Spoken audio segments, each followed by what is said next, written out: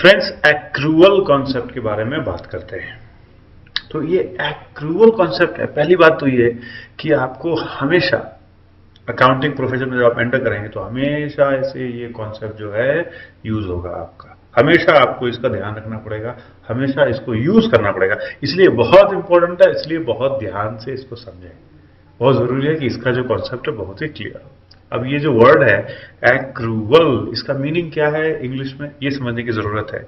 अगर सिर्फ मीनिंग समझना है तो इसका मतलब ये है मोटी कि कुछ जमा हो गया है, एक्रू हो गया है, वो धीरे धीरे एक एक करके जमा हो रहा है।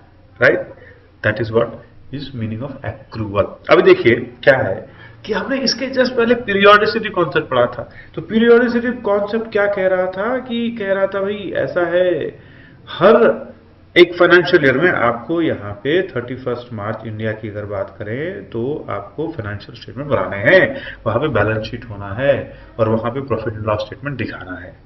कहा था ना, ठीक है। अब इसी कारण से प्रॉब्लम आ गया। क्या प्रॉब्लम आ गया देखते हैं। गुप्ता जी है हमारे, गुप्ता जी ने क्या किया, 30 मार्च को, बस एक दिन पहले 30 मार्च को गुप्ता जी ने 50,000 रुपए का सामान जो है खरीदा, मर्चेंडाइजिंग, क्लोथिंग मर्चेंडाइजिंग जो है खरीदा 50,000 रुपए में। ओके, तो उनका जो टोटल बात हुई, एक्सपेंस हुआ, वो हुआ 50,000। लेकिन उन्होंने जो पेमेंट किया ना, पेमेंट उनके पास सिर्फ 20,000 रुपीज था उस समय। तो 20,000 रुपीज का पेमेंट किया और पेंडिंग, मतलब बाद में 15 दिन के बाद देता हूं सर आपको, 30,000 जो है वो उन्होंने कह दिया सप्लायर को। सप्लायर एग्री हो गया, उन्होंने 50,000 का जो माल है वो गुप्ता जी को दे दिया। ये था 30 मार्च। और 31 मार्च को लकीली एक कस्टमर आया और कस्टमर ने सारा का सारा जो सामान है वो 60,000 रुपीज में अग्रीमेंट हो गया, वो लेके चला गया। तो अगर देखा जाए तो सेल है वो 60,000 रुपीज पे अग्रीमेंट हुआ, लेकिन जो पेमेंट है यहां भी गुप्ता जी को जो पे किया उसने 50,000 किया और उसने कहा कि भाई 15 दिन के बाद मैं आपको जो है 10,000 दूंगा, ऐसा कह दिया उसने। गुप्ता जी तो खुश, बिकॉज उनको 50,000 मिल गए। अब ये 50,000 में जो है 20,000 उन्होंने सप्लायर को पे किया था, 30,000 बाकी था। अब जो है ये 50,000 में से 30,000 सप्लायर को पे कर देंगे, 20,000 जो पहले उनके पास था वो 20,000 वैसे ही रह गया और 15 दिन के बाद जो 10,000 आ जाएगा, इनका जो है काम हो गया। अगर ऐसा देखा जाए तो सही है। लेकिन वही 31 मार्च को अब तो बैलेंस शीट भी बनाना है, अकाउंटिंग करना है, तो 31 मार्च को अब ये प्रॉब्लम हो गया कि 30 मार्च को ये देखिए क्या हुआ। 30 मार्च को सेल तो जो हुआ है वो 60,000 हुआ है, लेकिन पैसा जो बैंक में आया है वो सिर्फ 50,000 आया है। अब बताइए, जब अकाउंटिंग करना है तो क्या करें, इनकम कितना है। पहला बोलता है cash basis of accounting. Okay, एक कॉन्सेप्ट हो सकता है कैश बेसिस ऑफ अकाउंटिंग, ये कॉन्सेप्ट हो सकता है। कैश बेसिस ऑफ अकाउंटिंग में अगर कैश आया है अकाउंट में तो मानूंगा कि सेल हुआ है, कैश गया है तो मानूंगा इनकम हुआ है। अगर कैश नहीं आया है तो इनकम नहीं है, अगर कैश बाहर नहीं गया तो एक्सपेंस नहीं है। ये कैश बेसिस बड़ा सिंपल सा अकाउंटिंग है। तो अगर सिर्फ कैश को फॉलो करें हम तो यहाँ पे कैश आया कितना, 50,000, कैश गया कितना 30 को, 20,000। तो अगर ये फॉलो करेंगे तो प्रॉफिट क्या आएगा, इनकम माइनस एक्सपेंसेस। इनकम क्या हो गया, 50,000, एक्सपेंस क्या हो गया, 20,000, प्रॉफिट कितना हो गया, 30,000। सही है क्या? बिल्कुल सही नहीं लग रहा है मुझे तो। आपको सही लग रहा है? आपको भी शायद सही नहीं लग रहा है। क्यों? क्योंकि भाई फ्यूचर में कुछ चीजें हैं जिसको भी ध्यान में लेना चाहिए, तभी तो रिजल्ट सही आएगा, तभी तो सही बात पता चलेगी इस अकाउंट के बारे में। तो इसलिए एक्रूअल कॉन्सेप्ट इंपॉर्टेंट है माय फ्रेंड्स। एक्रूअल कॉन्सेप्ट के हिसाब से कहते हैं कि the income is recognized, income is recognized when it is earned, when it is earned, not when cash is received, not when cash is received. Okay, तो basically पूरा का पूरा मामला है कि भाई ये देखो कैश को जो है ना बगल में रखो, मोटा मोटी मुझे बताओ कि तुम्हारा सेल हुआ क्या, अग्रीमेंट हो गया, सेल हो गया क्या? हाँ सेल तो हो गया, पैसा अभी आएगा बाद में आएगा, बाकी कोई प्रॉब्लम नहीं है। सेल हुआ, हाँ हुआ, तो उसको रिकॉग्नाइज कर लो उसी डेट पे। कौन सा डेट है यहाँ पे? इनकम का कौन सा डेट है? इनकम का डेट है 31 मार्च। फाइन। और कितना इनकम हुआ भाई? इनकम हो गया, रिकॉग्नाइज करना है मुझे, कितना हुआ? 60,000 का हो गया, 60,000। ओके, अब एक्सपेंस का सेम एक्रूअल कॉन्सेप्ट में सेम, अगर एक्सपेंस इज इनकर्ड तो इसको बस रिकॉग्नाइज करो। सो सिमिलरली अभी मैं इसको 31 मार्च को यहां से अभी क्लीन करता हूं, फिर से इसको लिखेंगे। Similarly expense is recognized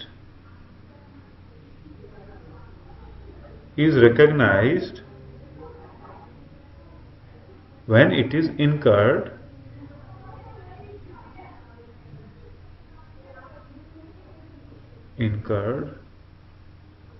not when cash is paid later। यहां भी लेटर लगा देता हूं मैं, अभी लेटर मैं बताऊंगा बाद में, लेकिन लेटर कर लीजिए इसको। सो कैश के साथ रिलेशनशिप नहीं है यहां पे।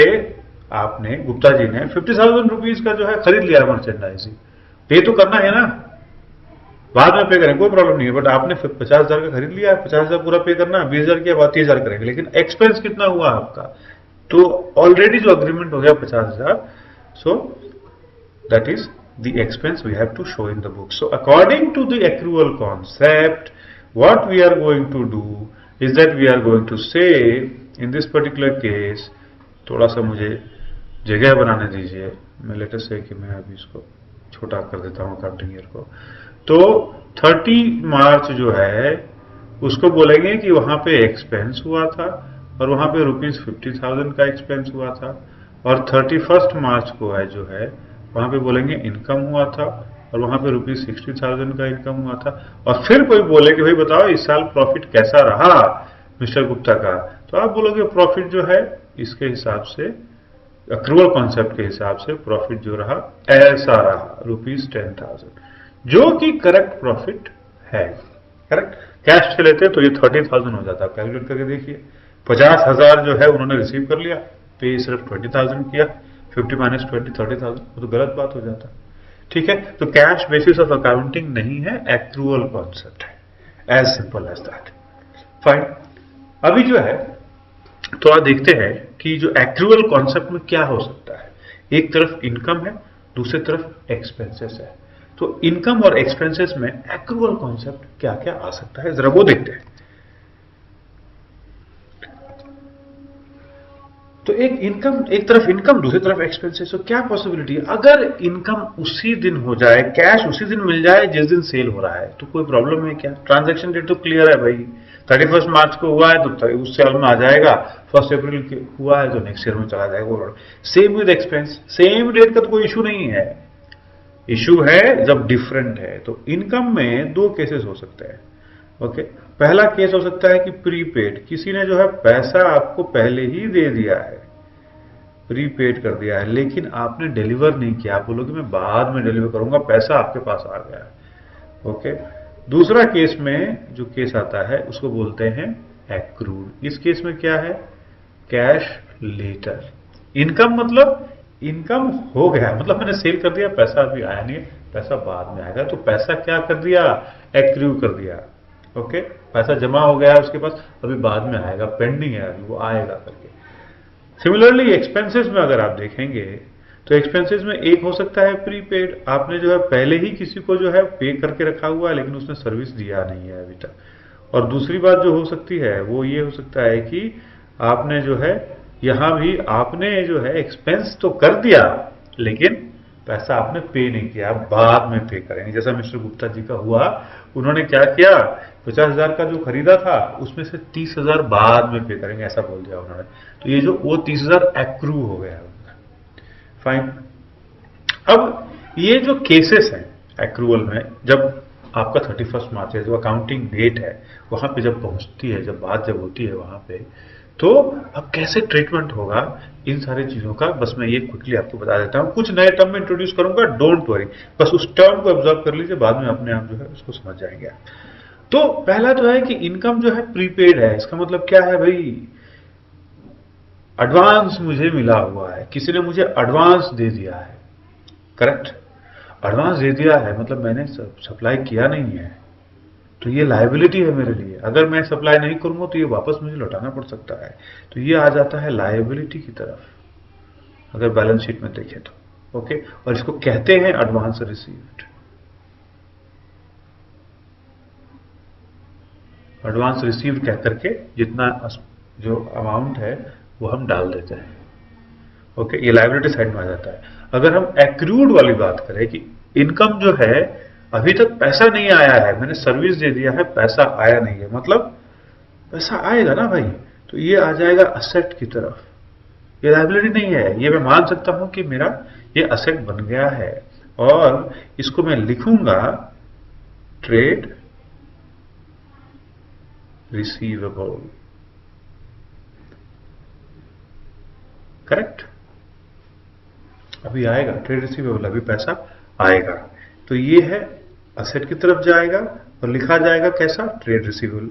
ये है लायबिलिटी की तरफ जाएगा, लिखा क्या जाएगा, एडवांस रिसीव्ड।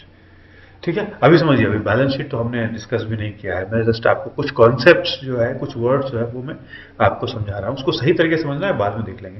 एडवांस रिसीवेबल तो समझते हैं ना भाई, ये तो कॉमन इंग्लिश है। ट्रेड रिसीवेबल मतलब क्या है, ये बाद में रिसीव करना है, यही तो है, और क्या। असेट क्यों है वो असेट, बिकॉज ऑलरेडी जो है वो जो पैसा है वो बन गया है, जस्ट दैट कि पैसा आना है, इसलिए वो असेट हो गया। सिमिलरली अगर प्रीपेड की तरफ देखें, एक्सपेंस में प्रीपेड की तरफ देखें, तो हमने क्या किया है, हमने पहले से ही पे कर दिया है उसको।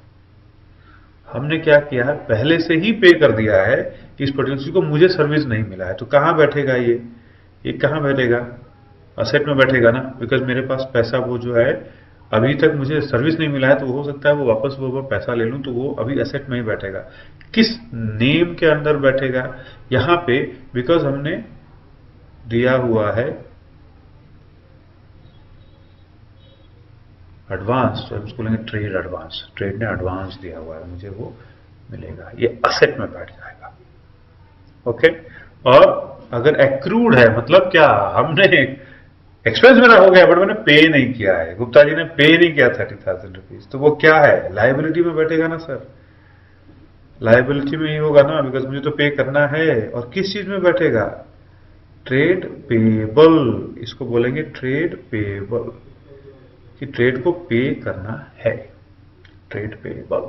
ओके, अब ये जो है बाद में एक और कॉन्सेप्ट मैं डिस्कस करूंगा, लेकिन यहां पे अगर ट्रेड से रिलेटेड जो है एक्सपेंस हो रहा है, जो मर्चेंडाइजिंग खरीदा, वो मर्चेंडाइजिंग में कुछ पैसा मैंने अगर बचा हुआ है वो मुझे देना है, तो वो है ट्रेड पेबल। लेकिन अगर गुप्ता जी का जो शॉप है उसमें इलेक्ट्रिसिटी बिल पे करना है, वो उन्होंने बिल नहीं पे किया है, वाटर बिल पे करना है वो नहीं किया है, रेंट पे करना है वो नहीं किया है, मेड का बिल पे करना है वो नहीं किया है, तो वो सीधे सीधे ट्रेड से रिलेटेड नहीं है, वो अलग है, और उसको हम कह देते हैं एक्सपेंस पेएबल।